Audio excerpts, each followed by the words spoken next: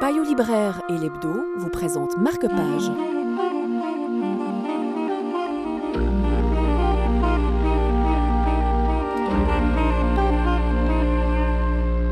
Byzance, au début du XIIIe siècle, n'est plus que le fantôme de ce qu'elle a été.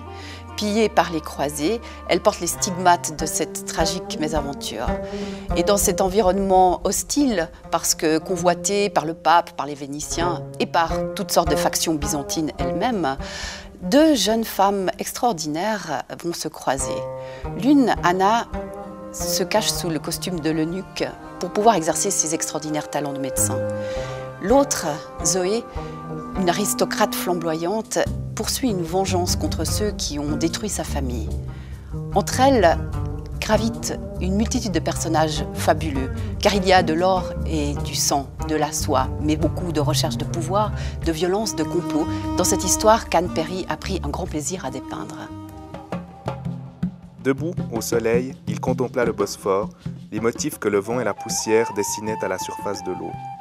L'islam se trouvait de l'autre côté de cette eau étincelante, au-delà de Nicée. Que savait-il de l'islam?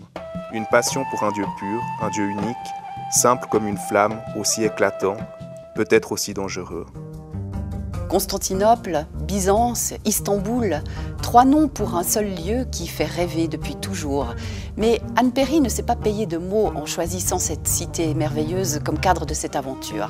Car c'est un roman extrêmement riche, foisonnant d'aventures, de personnages qu'elle a créé. Un univers extrêmement différent de ces classiques polars victoriens et qui enchantera ceux qui connaissent Istanbul et ceux qui ne la connaissent pas encore. D'autant qu'elle a eu le talent de mêler à cette aventure flamboyante des questions extrêmement modernes. La recherche du pouvoir, mais cette question intime surtout, jusqu'où est-on prêt à aller pour défendre ses convictions?